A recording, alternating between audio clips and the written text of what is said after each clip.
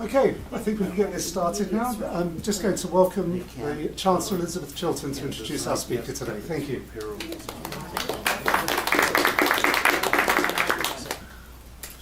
Well, welcome everyone. It's a thank you for being here on this rainy, gray Monday and joining us as we discuss the importance of advancing bipartisan election policy across the United States.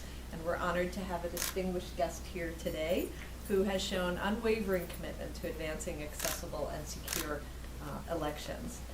So Kim Wyman brings 30 years of federal, state, and county-based experience, where she's currently serving as a fellow of the Bipartisan Policy Center. She previously served as a senior election security officer for the Cybersecurity and Infrastructure Security Agency, and before that she was elected as Washington's Secretary of State and Thurston County Auditor. Wyman began her career in election administration as the Thurston County Elections Director. As all of you know, our democracy depends on honest, transparent, and secure election process, and I know we're all looking forward to hearing our speakers' insights on how we can contribute to this. Before I pass the mic, so to speak, I do want to just mention that if you look on the calendar, there are lots of events happening here at the Foley Institute over the course of this semester.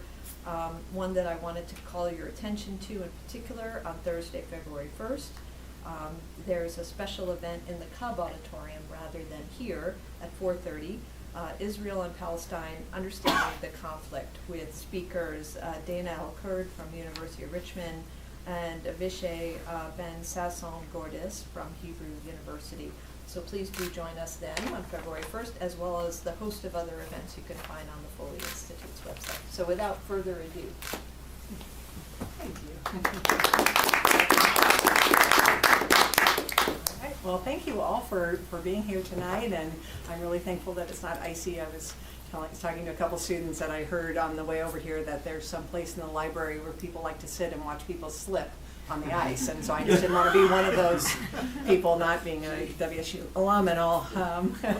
So as we go into the 2024 election and we find ourselves living in one of the most politically polarized times, I think, in our country's history, we've watched, really over the last couple of years, not only just that political division, but that political division creeping into elections and really dividing Americans along partisan lines.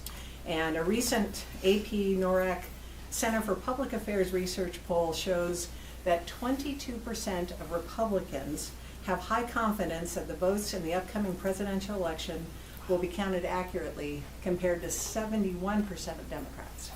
So you can kind of just see out of the gate that it's a big, wide divide. And one of my dear friends and colleagues, Charles Stewart, who is at MIT, he's a professor who's been studying voters for really since 2008, and every year in a federal election he does a study of kind of the status of the opinions of those voters, and he is affiliated with the Election Data and Science Lab at MIT. And in 2022, the results of his survey, I think, really are telling.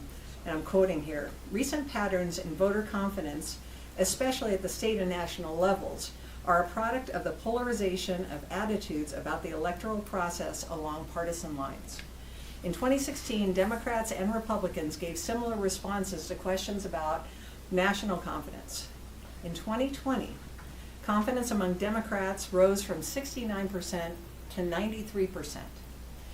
In the same time, for Republicans, who were either very or somewhat confident in the nationwide count, their confidence fell from 83% to 22%. So there's some good news in this, though. There's some good news. Democratic confidence remained essentially the same in 2022, whereas Republican confidence jumped 20 points. And I think that that's really significant, because it shows that while there is a group of Republicans who I have now gotten to the point where I don't believe we will ever get their confidence back. They do not believe our elections are safe or secure or fair. But there is a movable group of Republicans that you can talk to, you can show what's being done on the ground, what the security measures are, and you can get their confidence levels back. So in addition to it's going to get a little dark, and then it will get better, I promise.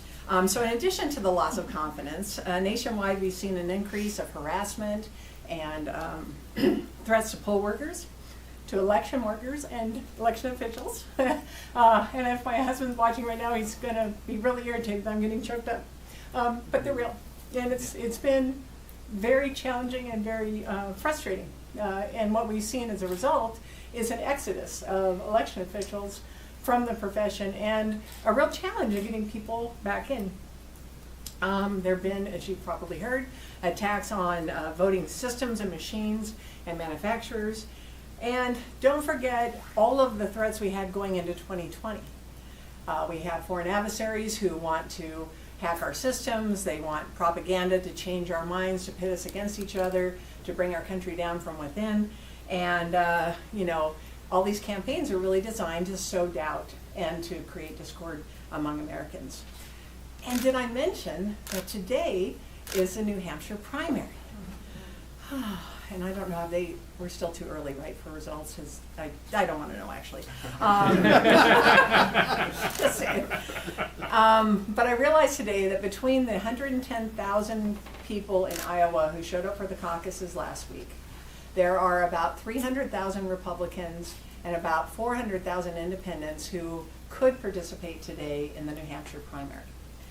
And what's really staggering to me is the Trump campaign, Trump himself, and the media are all kind of talking about this as if today is going to decide the fate of the nominee for the Republican Party, because we're down to 2 candidates.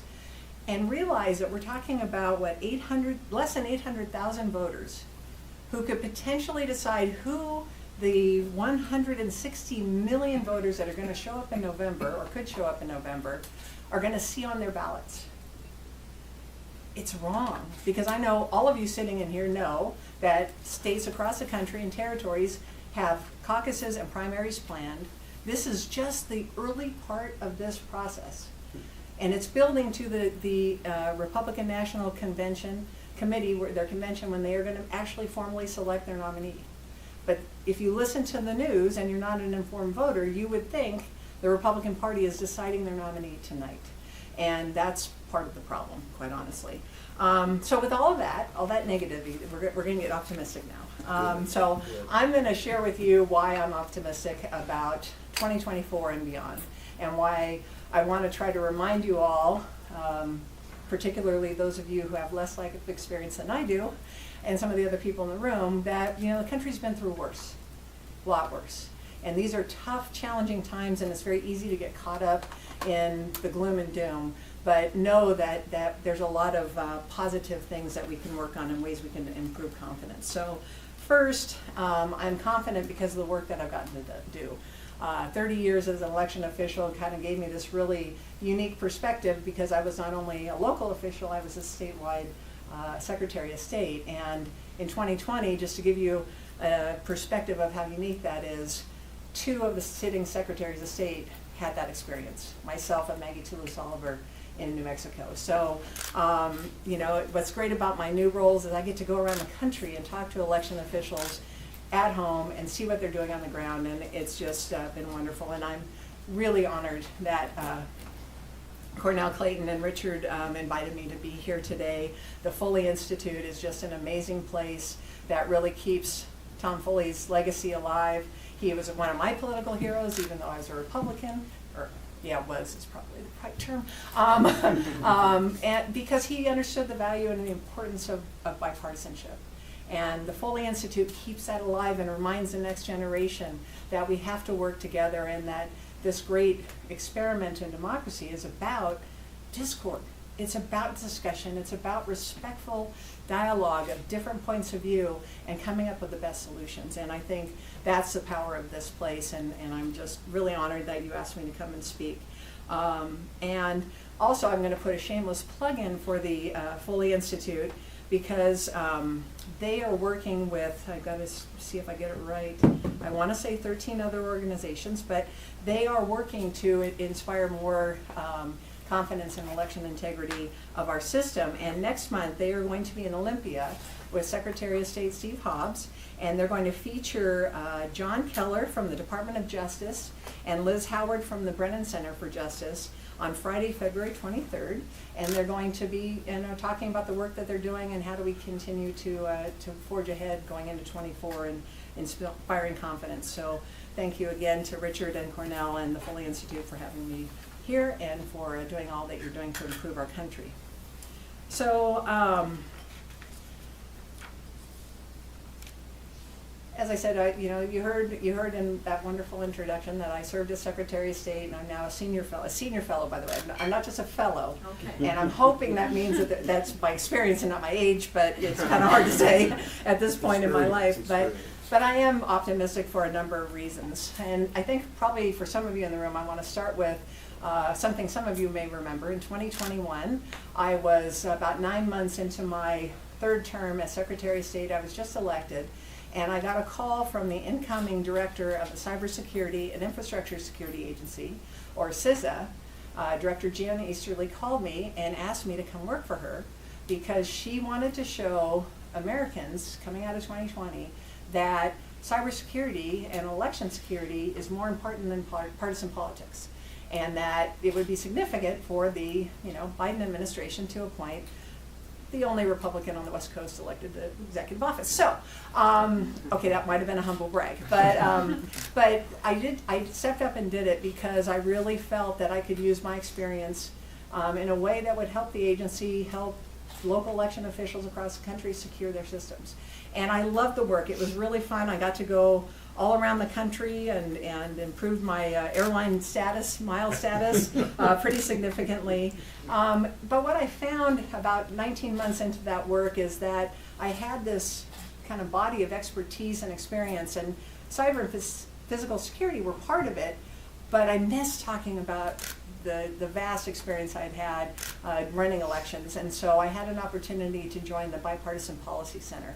And it's just been wonderful. And this is an organization that was created about 16 years ago by 4 senators in Congress who really felt committed, just like Speaker Foley did, to bipartisanship. And we have a democracy program, of which the program I'm embedded in, the election project, where we're really working to try to help the resilience of elections for local election officials across the country. And really the genesis of our work is this exodus of election officials that we've seen. And how do we make sure that our elections remain resilient? How do we attract the next generation of election officials? And how do we train them and retain them? Because the people who've left, and it's varies state by state, but we have some states where 50% of the local election officials have left, where 75% of those counties the officials are running the election as a chief election official for the first time, and that's in North Carolina. And other states have similar trends. So how do we prepare them for what's coming at in November?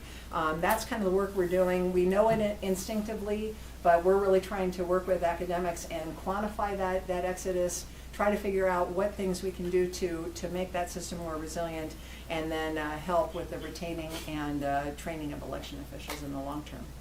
So in the next 20 minutes or so, what I want to do is really talk about the strengths and the challenges of our election system and share with you how I think we can rebuild that confidence, including bipartisan policy ideas that can give us a path forward. So let me do a level set first of kind of elections in the United States. And I think that we are all voters, so I think most Americans think they understand elections, and certainly after all the coverage in 2020 and in the years since, we're all experts, right?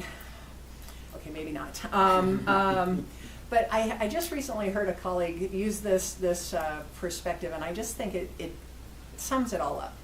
And if you think about a voter in King County, Washington, in an odd year general election, the number of issues and races and candidates that voter sees on one ballot is more than, and Richard, nothing personal, than a voter in London, England will see in their lifetime. Yeah. Exactly, yeah.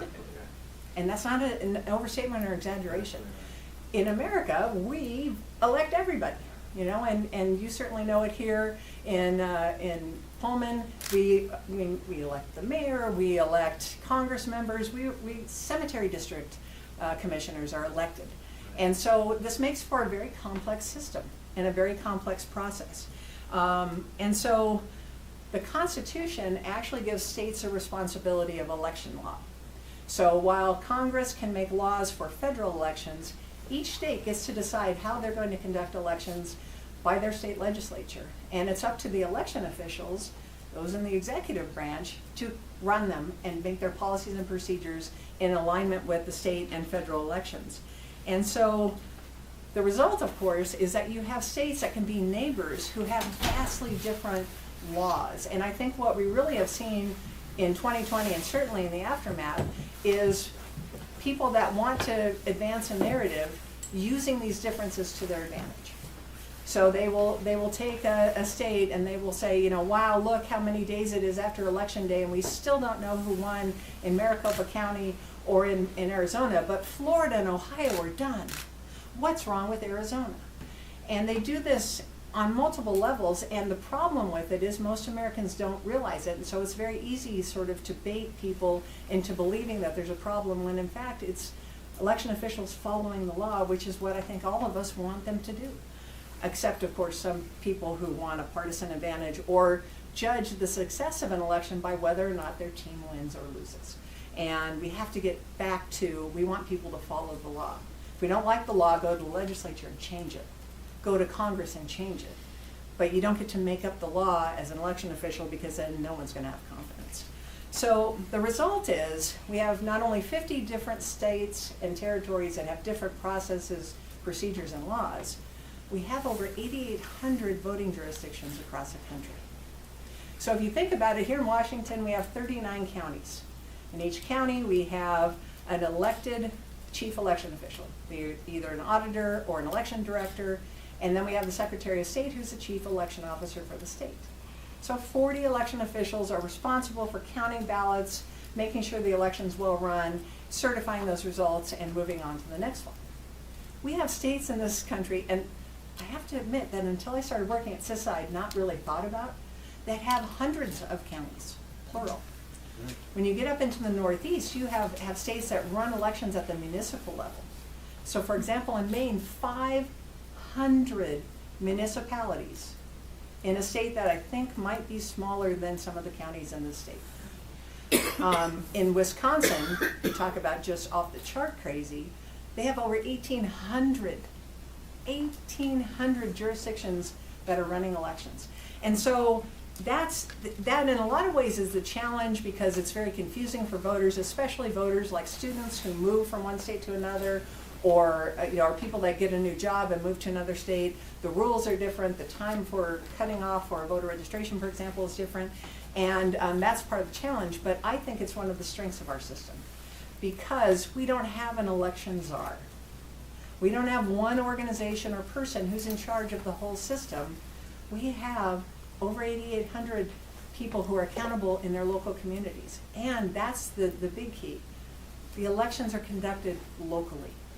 And that is true across the country. And so one of the things I've been really frustrated with in the last 4 years is some of my colleagues, some of my dear friends, who when they're in front of a group of their constituents and they're maybe running for another office or have bigger political aspirations within their party, and a person in the audience raises their hand and says, I trust what we're doing here, but what about Michigan? What about Wisconsin? What about Arizona? And when someone that's in a position like I was or like Heidi is in Adams County, when that person says, yeah, things are great here, but I don't know about those other guys, it undermines confidence of that whole room. That our local election is good, but I don't know about those other states. So to flip that on its head, where we have to start, and what the studies are kind of starting to show, is we need to get back to inspiring that confidence at the local level. Congress has a very similar, a very similar reputation as maybe elections do, in that most people say, oh, I like my Congress member. He's great, she's wonderful. But man, the rest of that institution is terrible. They're not good. They don't work very hard. They don't do anything. And we have to get away from that. So you first start with building that confidence at the local level.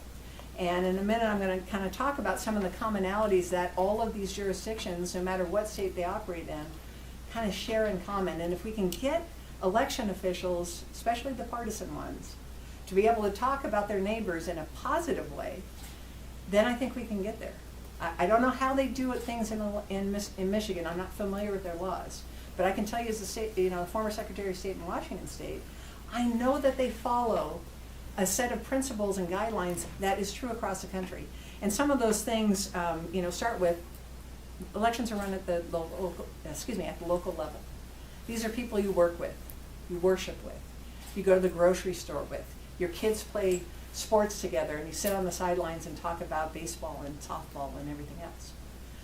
And we have to make it personal because what the studies are showing and what we saw to be true, it's not even studies at this point, is it's easy for somebody to sit behind a computer with their little screen name and just say the most terrible, horrible things and pass them on as if they're factual and true.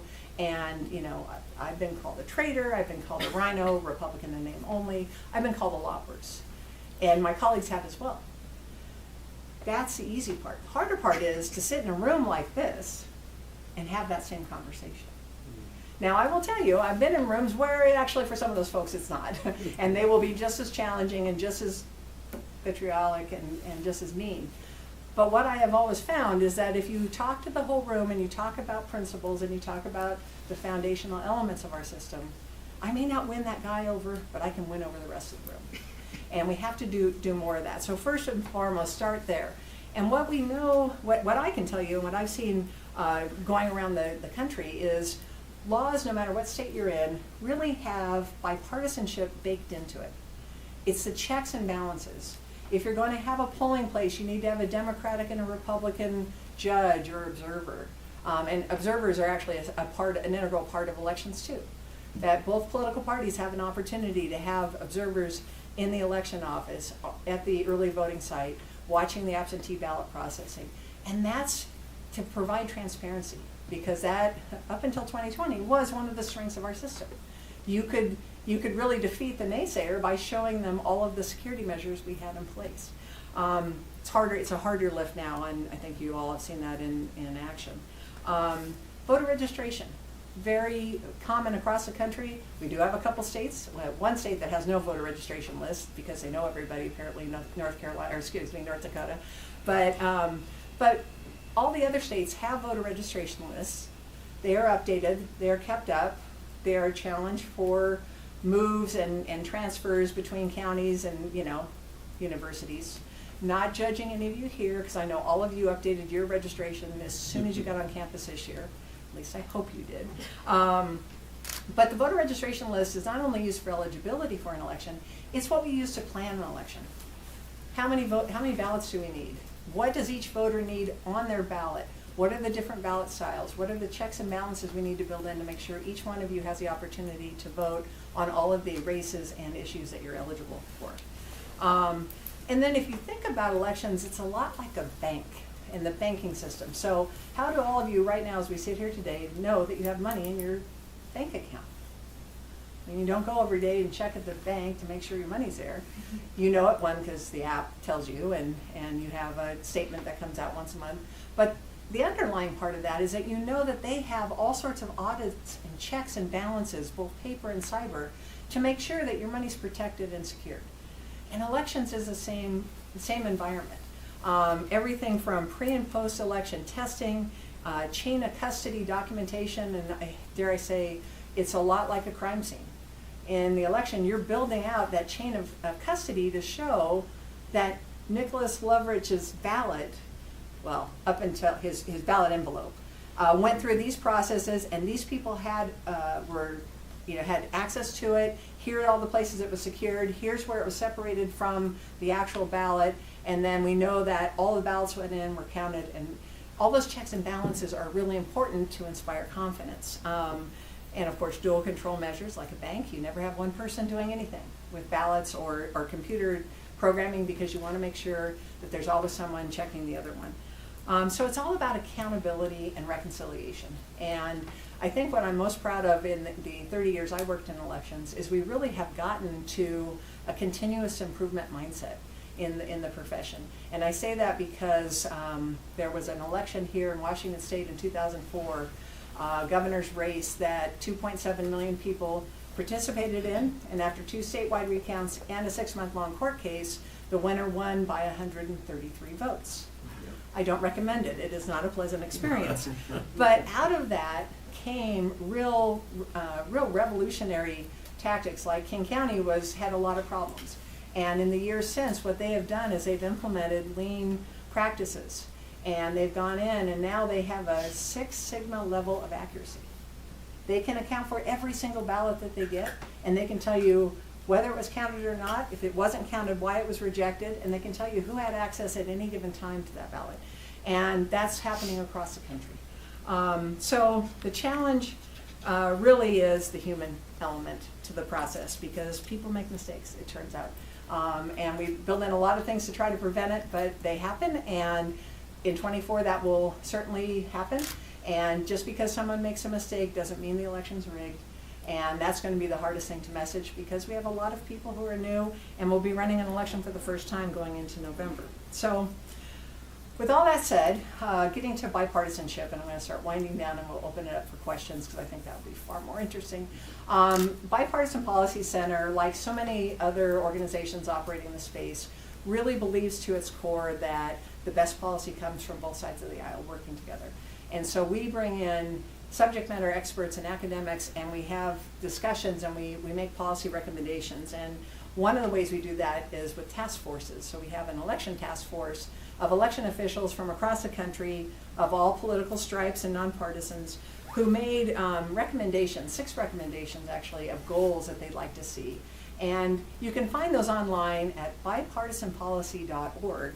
But just to highlight some of those areas, one of the first things, and this is probably for me one of the things that I think would be a game changer if Congress could step up and do, is consistent funding of elections by state, local, and federal governments, legislatures, and Congress. Because that's the biggest challenge, I think, facing elections across the country right now, is you have a real disparity. If you live in a state or a jurisdiction that's well funded, you probably have really up-to-date voting machines and a voting experience that's very seamless and wonderful. But if you, however, live in one that isn't, you are scraping together and using equipment that's 10 to 15 years old. How many of you have a phone that's 10 to 15 years old? Anyone in this room? Okay, good. I'm glad no one raised their hand. There's a reason for that. It's old technology. But in elections, that used to be the norm before the Help America Vote Act was passed. So Congress needs to help step up and do that, step up on the funding side to give that consistency so election officials can plan better for the replacement of aging systems and things. Okay, I apologize. My contact is sticking. I can't read a word on my list. And of course, this is the part that it is all list. But okay, let's see. Bear with me here. Let's see. Oh, simple things like, voters should be able to register and cast a ballot and have it be a seamless process. It shouldn't be a barrier. It shouldn't be something that deters people from participating when they're eligible. And these are the kind of goals that we should have in policy. And I think, I could go on, but you can look at the recommendations that were made there, because mainly I can't read any of them. But I'll close by saying that there are bipartisan policy shifts that we can make. And we need to start with the simple things that, quite frankly, most voters think are reasonable. You take the politics out of it, and you look at a number of surveys. There's 4 areas that we could start with right now and really build towards that I think would make a tremendous difference for elections in our country. So the first one, and these are supported by Democrats and Republicans, early voting. Early voting should be available so that people who have busy lives and busy schedules can vote when it's convenient for them and when they're able to. Voter ID. As much as you hear both sides lining up and saying, voter ID is the best thing ever and we have to have it or it's an illegitimate election, to voter ID suppresses votes, most people think it's reasonable. And that, of course, is with the asterisk that you make IDs accessible financially and otherwise. They should be accessible to everyone, and it's just one more way to build confidence. This is one of my favorite ones because all these things we're talking about we do in Washington, and I might have had a hand in helping with some of that. automatically registering people who have already proven citizenship. So when a person gets a real ID or gets a real ID license, we know they're old enough to vote, they live in the district, they meet the residency requirements, they're a US citizen, and then we can also check on another list whether what their felony status is. So now we can verify all 4 requirements here in this state of who should vote. So when that voter comes in, or that person comes in and gets an ID, or deals with a state agency, why aren't we registering them automatically? Let them opt out. It's good policy, and legislature passed that a few years ago, and it was a really good one. And then finally, sending an absentee ballot application to all eligible voters before election day. Well, before election day. So those are just 4 areas that that I think could be low-hanging fruit and that we could start with. But we've got to start having those conversations because, and I'll end on this note, even though it's not as happy as I'd like it to be. The polarization has been a long time in coming. Social media, I think, accelerated it, and is certainly gas on the fire since 2020 on the election. But ultimately, we have to find a way to get elections above partisan politics. Elections are more important than party politics. I was an elected Republican for 20 years, and the only reason I was an elected Republican is because I had been an election official who was nonpartisan for 10 years, and I knew the importance of that nonpartisanship, but I had to tell people what party is to get the job. So, with that said, you can do the job, be a partisan, but do it in a nonpartisan way. And that's what we really need to strive for, and I am optimistic and hopeful that we can get there. So thank you, and I would be glad to take questions.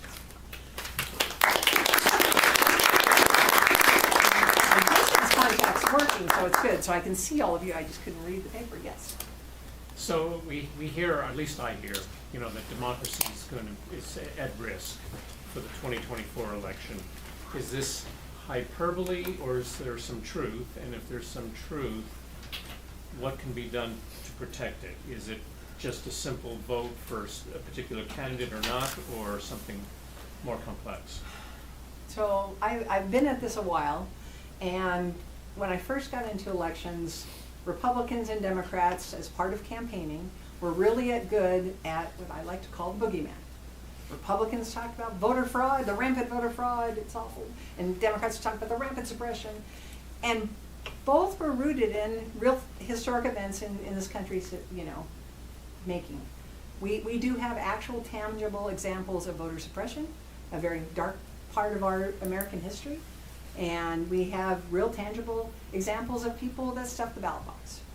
With that said, in my 30 years of doing this work, I can confidently tell you that there isn't rampant fraud and there isn't rampant suppression. But those narratives live on. Now, in the last 4 years, those gasoline has been on the fire from both sides. This is very, very bipartisan. I can go back to the 2016 election, the 2018 election, the 2020 election, and it started with Clinton, Abrams, and Trump. Each of them had their own spin on it, but they did it. And out of that, those narratives about fraud and suppression, people raised a lot of money, and they've won a whole bunch of elections. The problem with it is, and to your question, they've kind of undermined people's confidence in the system. But they also use a tactic of, if the other side wins this election, our country is just doomed. We're going off of a cliff. Our state will never be the same. We will not be able to recover. We have to vote for our side because the other side's going to ruin it. And again, both political parties do this. Democrats win, it's the end of the world as we know it. If Republicans win, it's the end of the world we know it. Now, it's hard for me to stand up here and say that because I also know the rhetoric that the Trump campaign and his supporters have had for 4 years. It has been nonstop, and it's relentless, and it's definitely had an impact.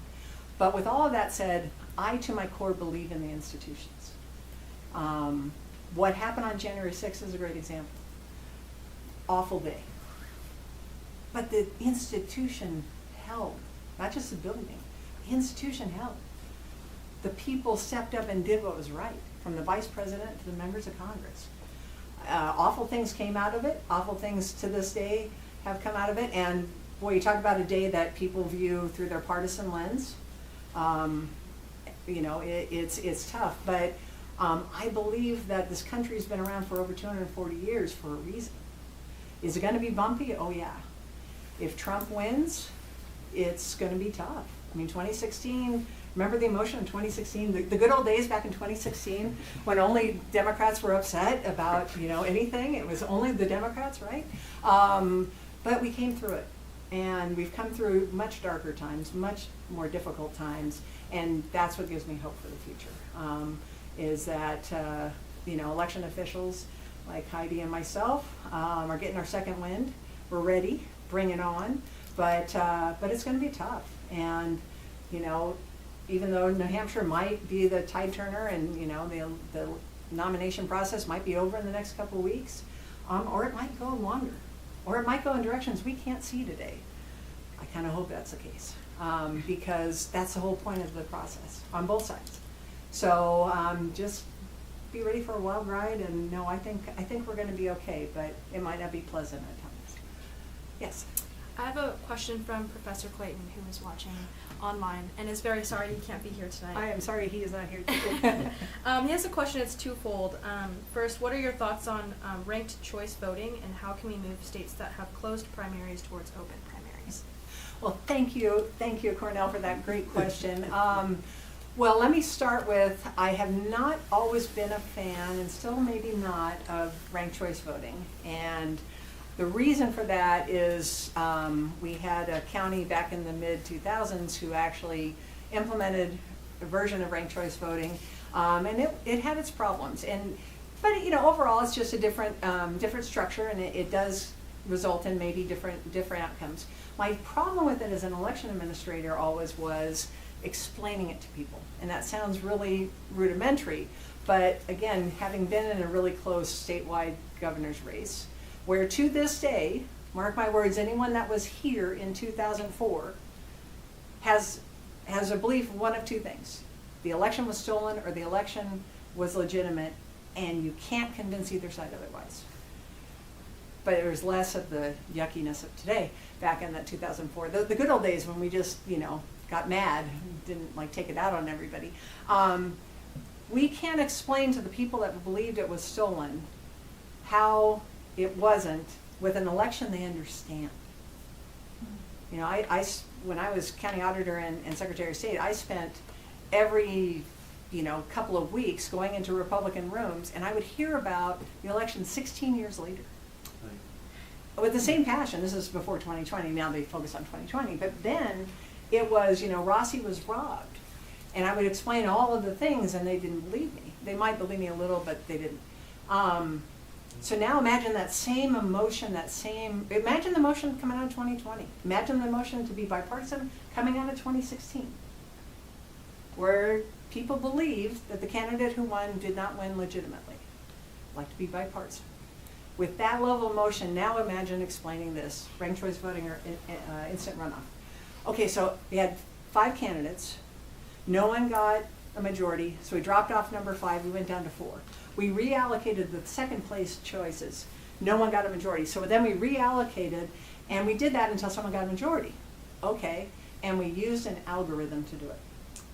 So no matter how good the system is, and I'm not being critical of the systems because I think there's some merit to them, the challenge is the mechanics of that. We have people that want to hand count paper ballots because they don't trust computers to do it. Humans are terrible at hand counting ballots. I've done it multiple times. Trust me. Yeah, trust the algorithm. So that's my biggest, or Cornell, that's my biggest challenge with ranked choice voting, is explaining it. So if we could get to that point.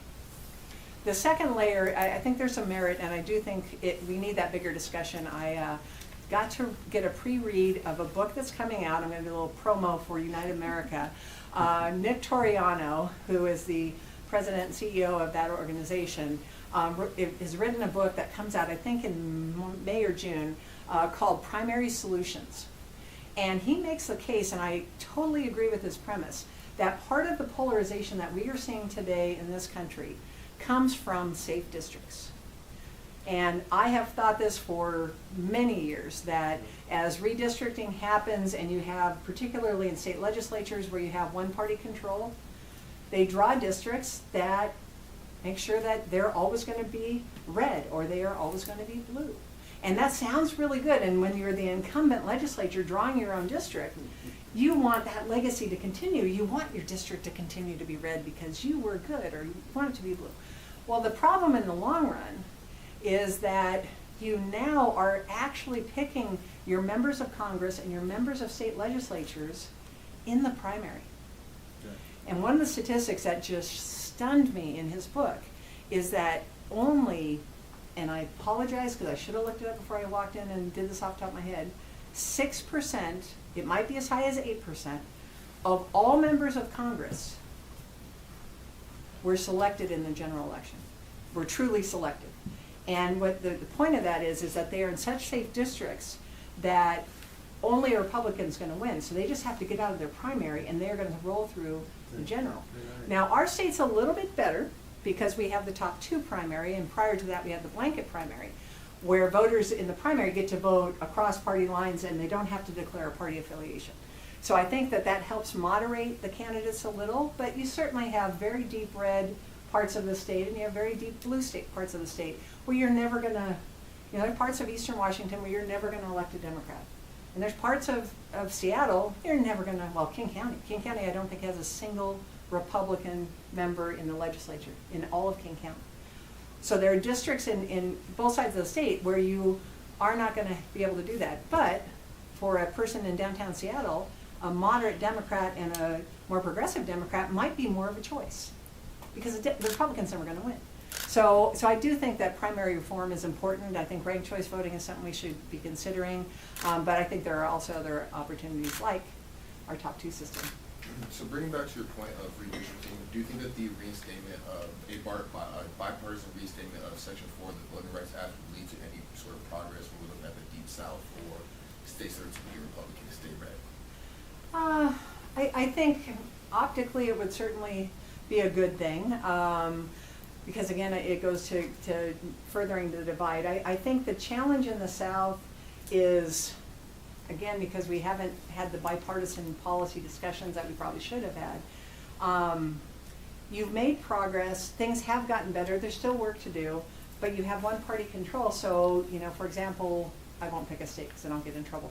You have a state that is very red and they have made progress, and now every time they want to move before the decision out of Alabama, they want to move a polling place because the church won't host it anymore.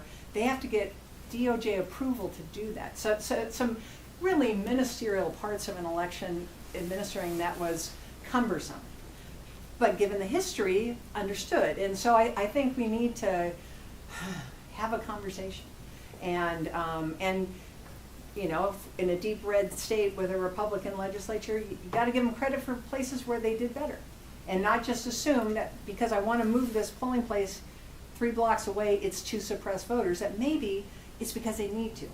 And conversely, Republicans need to also say, well, maybe this isn't just about people thinking that we're trying to suppress a certain voting group, that maybe they do want to make the elections better too. And I don't know how we get there, but we've got to get past this belief that all Republican policies are to suppress voters and all Democratic policies are to permit fraud.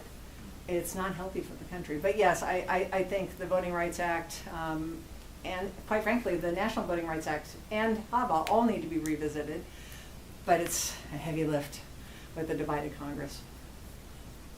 Where do you see the role in AI in election integrity? See, yeah, I used to have really dark red hair and I have really light red hair now because I don't have a lot of not platinum hair anymore, and AI is one of the reasons. AI is the great unknown. I think we've got a lot of organizations paying a lot of attention to it. I think the scariest thing about AI, and for me there's a lot of scary things about AI, is that you are going to be able to do things at scale that you couldn't do 4 years ago. And our adversaries know that. Our foreign adversaries certainly are going to leverage it. If you remember back in the 2020 election, Iran did, right before the election, did a series of phone calls. Now, ironically, they were to Democrats and Republicans, and it was designed to suppress voter activity. They were supposedly from the Proud Boys, and it was, we know who you are, if you don't vote Republican, and then there was a similar one on the other side. it was all out of Iran.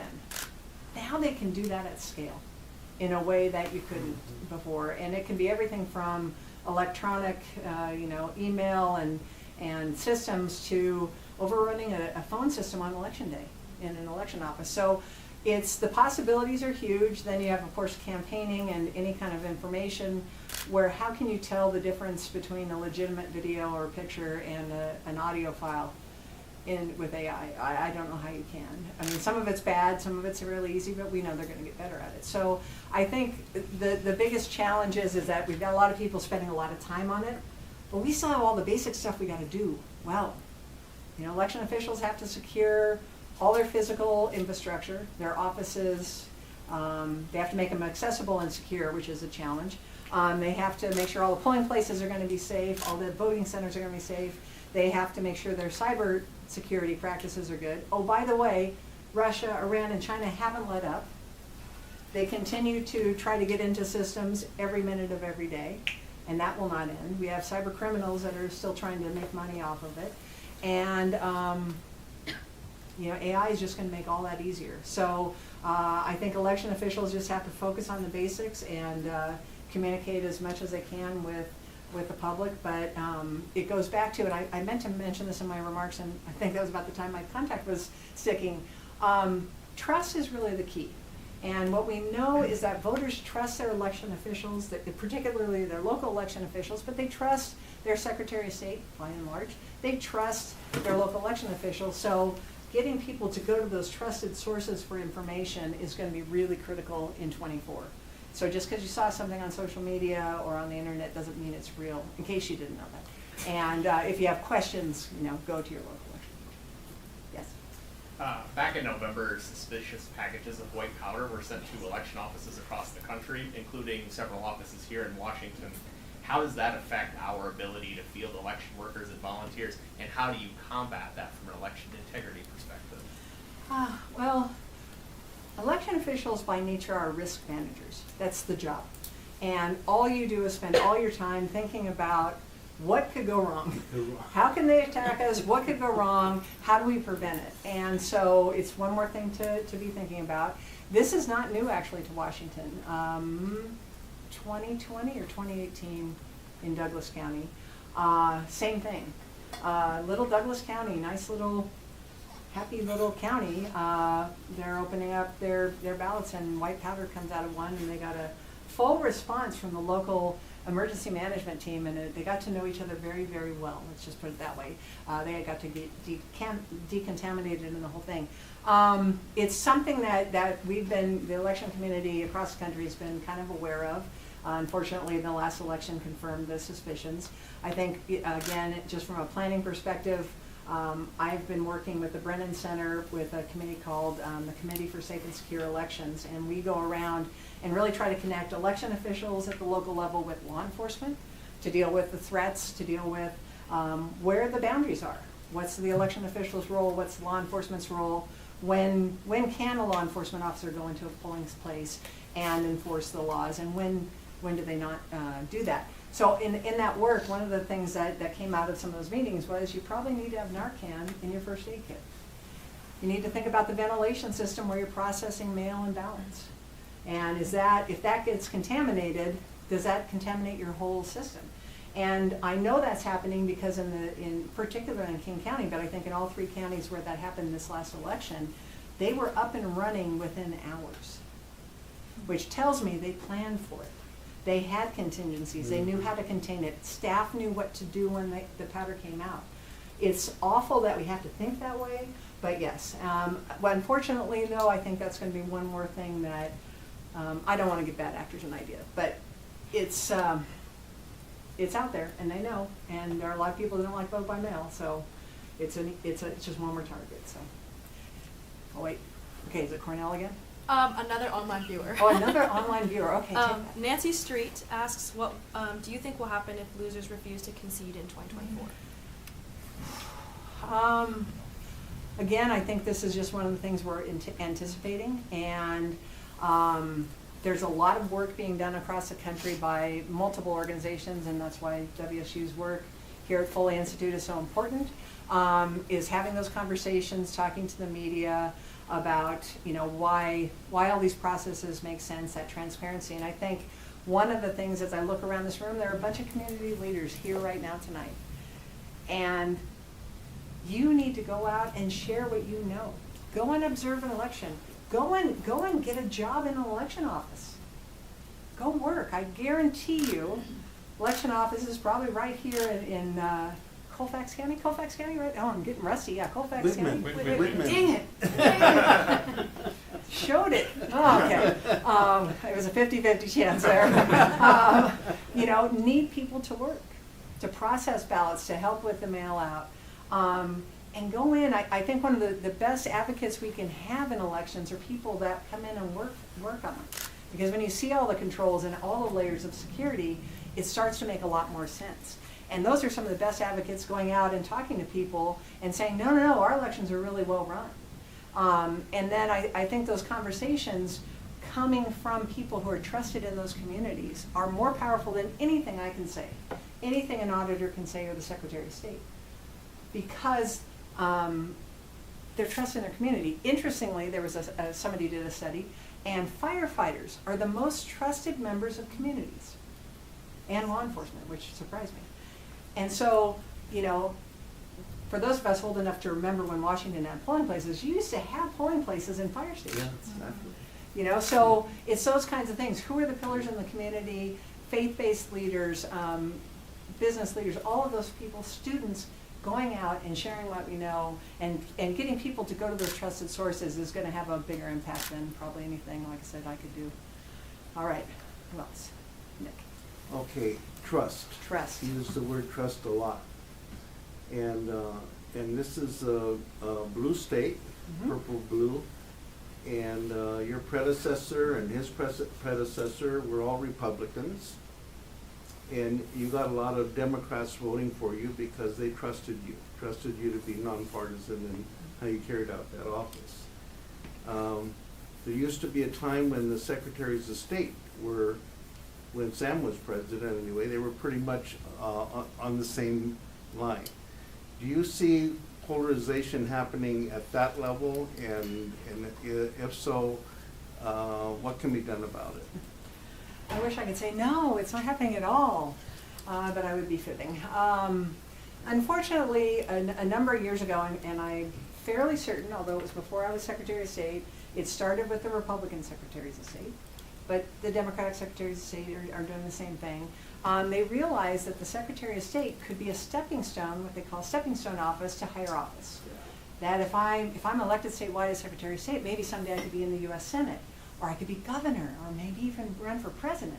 And so all of a sudden, this kind of sleepy little office that was really just ministerial and kind of boring for most people became an attractive office for people that were looking to higher office, and they saw it as a stepping stone. And so when that started to happen, there were, you know, a handful on both sides of vitriolic, you know, partisans who would, you know, really talk about voter fraud or talk about voter suppression and everything. And when I was in NAS, the National Association of Secretaries of State, which is the oldest nonpartisan national association in the country, by the way, the oldest, you could see it. You could see it when we would have meetings where we'd have our annual conference and you had media in the room, you had national media in the room, and people would get up and grandstand. And it's not good or healthy. And so the kind of collegial interaction and that support and that nonpartisan discussion that we could have started to go away and erode. I left the organization, and when I left in 2021, I just rejoined as an emeritus member, which again makes me feel really old. And I think, you know, those of us who see the value and the importance of being, you know, apolitical when we do our official duties, just have to continue to keep beating that drum. The good thing is that generally speaking, those people do not make it to higher office, but some are, and that's the problem. A couple have, and now there's a whole new crop of people that are kind of looking to that. One more question, if I might. Okay. In the state of Utah, in the 2020 election, they got very concerned about civil discourse. And so the Democrat and Republican candidates for governor agreed to make PSAs together, 3 PSAs. And they said, you know, we disagree with one another very much, Peterson and Cox, you know, and I'm a Democrat, you should vote for me, I'm a Republican. However, he's a good person. And they both said that of each other. And the last PSA was, whoever wins the election, it was a fair election, and you should have confidence in it. Do you think that model, I haven't seen it replicated anyplace else, but is it replicable perhaps in other states? Absolutely. And it takes political courage and backbone, and that's part of what the problem is. Okay, I was told this, and I'm not sure if I should share it publicly because I'm not sure it's, well, there is a state that I will not mention, Georgia, that that had a contentious race for governor, and the losing candidate in 2018 did not concede. I think to this day has not conceded, even though the margin of victory was over 50,000 votes. Fast forward 4 years later, somebody in Georgia got real smart, and they were doing a debate or something, and basically had both candidates come in individually and said, you know, will you right now, before we know the election, will you subscribe to accepting the results and saying that you lost if you lose the election? And got both of them to do it, because it was a rematch. That was a game changer. That was a game changer. And yes, and that's the kind of thing that has to happen. We have to start reminding people what's at stake. And what's at stake is when you say that the election was rigged with no basis, no foundation, and I can say that now 3 years later because we've had a multitude of court cases.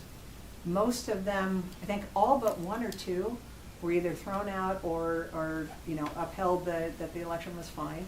We had multiple audits, some of them done by, you know, really credible organizations like the Cyber Ninjas, who really wanted to see a specific outcome of the recount, only to verify the original outcome of the election. Right. And you know, point after point after point, it's been validated that the election was fair and accurate, and that it does reflect the way people voted, and it was secure. And so we have to have more people willing to step up and say that, and be willing to take the political risk. The good news, one more good news story, I think I'm getting the hook here. It really comes out of the 22 election cycle. A number of my colleagues were running for Secretary of State in very red states, and you know, they had challengers who were Trump supporters, and some would call election deniers.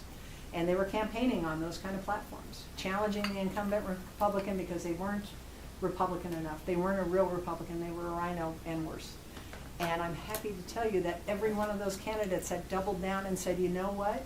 Our elections in our state are well run. The election in 2020 wasn't rigged. It was legitimate. And I'm going to continue to do elections the way that I always have, and Trump was wrong. And all of them won their elections. But it takes a political courage. And again, getting back to safe districts, for some of these candidates or some of these office holders who have never really had a challenge that they had to worry about, they're now having to worry about a challenge on their hard left or their hard right. And it's new for them. And it takes political courage. That's the key. So I'm optimistic we'll get there. Thank you all so much. Thanks for the questions. Yeah.